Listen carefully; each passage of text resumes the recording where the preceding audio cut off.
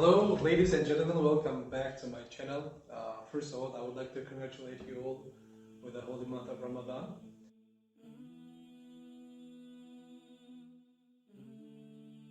And without wasting time, I would like to start today's topic. And I have a very special guest today. And my guest is, he's going to introduce himself first, but is very special one for us, especially for the last 2 months. Okay, please, for Mr. Brian. Thank you. Yourself, please. Thank you so much, Mr. Gesidin. I think I'll be very brief with my introduction. My name's Mr. Brian Aguari. I'm an African here in Tajikistan, in Dushanbe, as an educator. I am currently the academic coordinator of Dushanbe High School, and that's pretty much who I am. I'll dig into my other details later on when we'll be working on other segments of the video, inshallah. And Mr. Brian, would you tell us a little bit about your expectation versus reality before you got to Tajikistan? Thank you so much. I think what I can speak about in terms of the expectations, first of all, coming into Tajikistan, when I got the assignment and the contract to come to Tajikistan, it is a very rude shock to us down there in my country. I come from Africa, in Kenya, and first of all, it was difficult trying to even know what country was, because I didn't know even the name Tajikistan. I've never even heard of it before. So that is how tricky it was. Many of my colleagues were asking me, what is Tajikistan and where is Tajikistan? And even up to date, when I tell them, they keep on asking me, which city is Tajikistan? In which country is this city called Tajikistan? So apparently, not so many people, especially in that other part of the world, fully know and appreciate the goodness that is Tajikistan. And yes, it's a wonderful place to explore. Coming into this place, I was imagining, like all the other stands around, that it would be relating to Afghanistan, these Iraqi things, and that vibe of problems that are in those countries. But coming here, an amazing country, very beautiful, peaceful, and loving people, and that has really surpassed my expectations generally. Okay, thanks so much. And personally, have you ever experienced any cultural shocks here so far?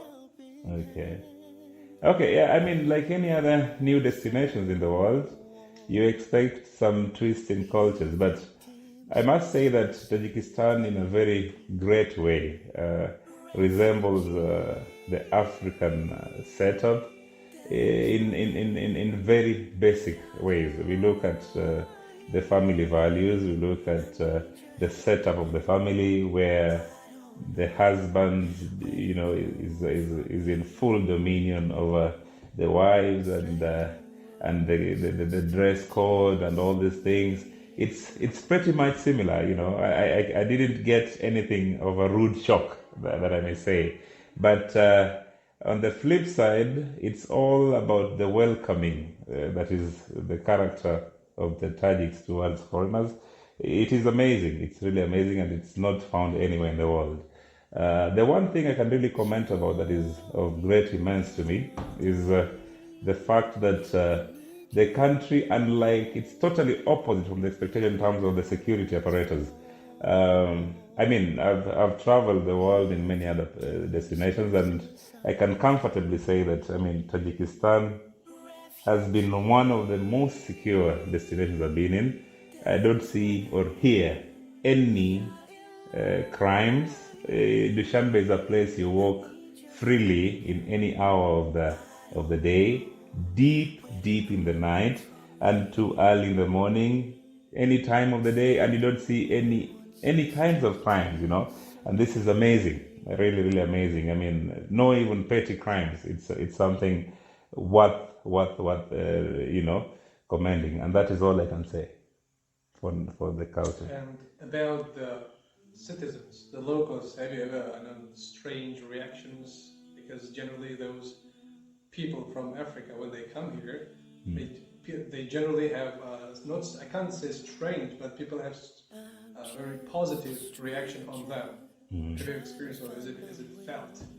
Well, what I can say about the locals is that, like any other, places where you go to in the world where there is a huge difference in especially the physical appearance of the individual, I was met with these, normal expectations where in a normal walking in the streets, we have these people turning their heads and always fixing them on you, and they don't seem to take off their heads from your side because it's rare. I remember going to Kurgantepa, finding a very huge crowd, following me and wondering what kind of person is this.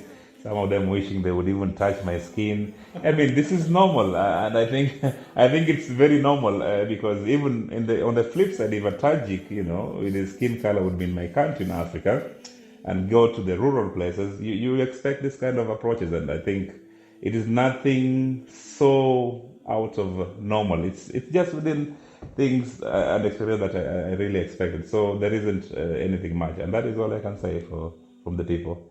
Generally, very good, kind people.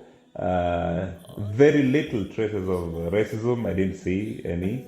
So yes, a very good cultured people. You already spoke about culture shock actually. Is it possible to tell us the distinctions and similarities between both culture, the Kenyan and Tajiki people, the people of Tajikistan? Okay, what I can say as differences that are there, first of all, Kenya is a multi-religion country, and we have, a slight majority of Christians and also Muslims. So it is not very easy to compare directly because the Muslims also in Kenya have a certain code of culture, and also the Christians have their own culture. And what I've seen here is slightly different in terms of the views on religion and all that, but nothing really extreme in terms of the differences. I can't say that these people are grossly different from our people. So it is the same in that's why I started by saying it's the same in all the basic fronts, with only a few exceptions in terms of maybe the position and the significance of the woman in Tajikistan. So our women are more vibrant, our women are strongly into leadership, our women are very vocal, and they are go-getters, unlike the traditional Tajikistan woman who is so restrained in their homes, and they cannot sit with the men. All these things are the only ones that come out clear. But all in all, we are basically the same. And what's your so far the biggest drawback of being in Tajikistan? Okay, in terms of the setbacks, really, I can't say much in terms of the setbacks because I can't identify any single instance where I have personally or psychologically been wronged by any of the locals. That's why I'm really full of praises of the people of Tajik and the whole nation entirely. The only things that I wish would have been better are those touching on, the position of the ladies and the women and how they're perceived, and also them taking or picking up an active role and not having that domination from the male gender, and that's just all. There isn't any big and huge things I would put right because already it's a vibrant nation, and yes, that is it. The only area that I'd want to, because this is in line with my profession, is on the education sector, because on the education sector it's quite wanting in terms of international approach, and this specifically speaking about the English or British or American schools. Yes, they're there, but I wish there would have been more because due to this, you don't easily get on the streets people who speak English, to you, and you don't get to communicate easily with the people who are so good and wish to talk to you more, but they cannot because there isn't any medium of communication. So I can't really call it as a blame, but I know it is more of a Russian outfit, and of emphasis, more emphasis is put on Russian language.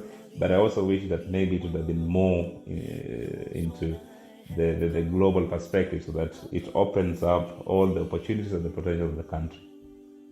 And the last, I think, as you know, we were together with the Soviets for the 70 years. Is the Soviet, or I can say the Russian influence can be felt or seen here? So have you ever just seen and experienced? Yeah, thank you for that question. I mean, I think there is still a very heavy visual effect. Psychologically, it's different, but I mean, what is there in the constructions and the whole architecture of the country? I mean, now I'm seeing a lot of. Even Dushanbe is a city in a lot of very heavy construction and reconstruction. I'm seeing a lot of very beautiful Soviet Union buildings. I'm seeing a lot of also high-rising story buildings that are also trying to emulate the West, and these are a good thing. And I don't know if maybe the culture that is in Tajikistan right now really gives a picture of the religion that is Islam, or basically the Soviet influence, because it's a kind of a mix of both, and now it is not easy to single out just one part being the main influence over the other. But I've seen so clearly that the infrastructure, the language, and I see that maybe those who speak Russian in the country are considered maybe as the class of the elites, and that is really quite a scenery to behold, because the influence is huge, and I think it is going to take a few more years to maybe try and maybe have that balance between the Russian, the Soviet Union influence, and also the inception of the West. Otherwise, all is okay to me, generally. And would you please talk about your language learning process? Okay. How long did it take for you to learn certain, I would say, certain way of talking to people, or learning the language Yeah. of Tajik language? Yeah. Like, Okay, thank you so much. I mean, I've only been in Tajikistan for over, I think, 5 months, and I like my type of nature of work doesn't easily allow me to practice. I wish and would want to have more of Tajik language and speak in it more, but unfortunately I can't practice because the nature of our school is international. Our teachers are international. Our local teachers also are expected to be speaking in English, and they all do. So I don't get time to really practice. But of course, staying in Tajikistan and in Dushanbe, the priority has always been to learn Tajik. And Zabon Tajiki is an amazing language. Little difficulties because of the Cyrillic kind of letters that it has, but I've been fortunate enough to grasp a little bit here and there on the greetings, on the being thankful, like talking of Rahmat, and being so positive.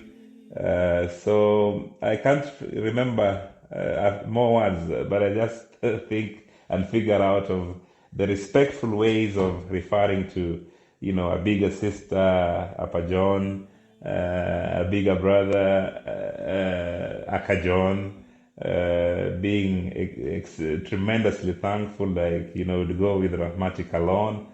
So it's quite a combination of all this. So some would naturally come up when I'm speaking with Tajiks, but I can't really recall for the sake of this conversation.